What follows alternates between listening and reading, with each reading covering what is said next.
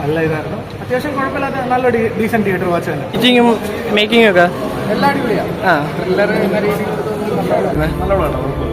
ആസിഫ് അലിയും ഹോളിവുഡിൽ ആ ഒരു ലെവലിലാണ്.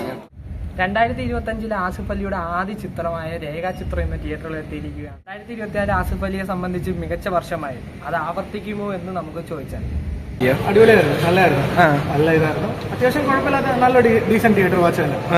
മേക്കിങ്ങും എഡിറ്റിംഗും ഒക്കെ എങ്ങനെ നല്ലായിരുന്നു. എസ്പെഷ്യലി ഇത് ഷോർട്സ് എല്ലാം അടിപൊളിയായിരുന്നു. ബാക്ക്ഗ്രൗണ്ട് സ്കോറിന് നല്ലൊരു റോളുണ്ട്.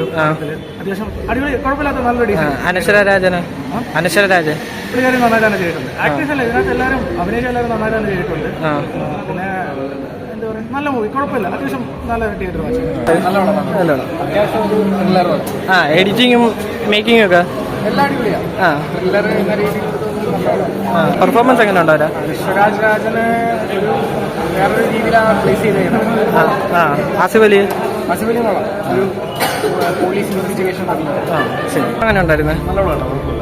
ആസിഫ് അലി മേക്കിംഗ് ഒക്കെ ആ ഒരു പഴയ കാലഘട്ടം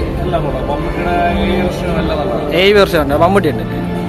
പടം ഓൾട്ടർനേറ്റീവ് ഹിസ്റ്ററി. എനിക്ക് തോന്നുന്ന ഹോളിവുഡിൽ ആ ഒരു ലെവലിൽ ഇറങ്ങിയിട്ടുണ്ട്.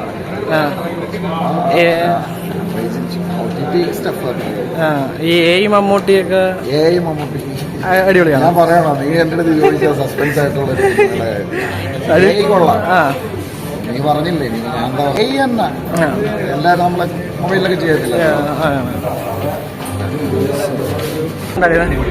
ചേച്ചി പടം മേക്കിംഗ് ഒക്കെ ആ ഒരു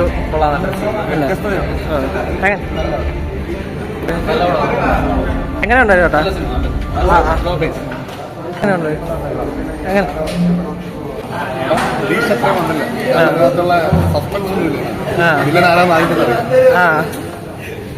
നല്ല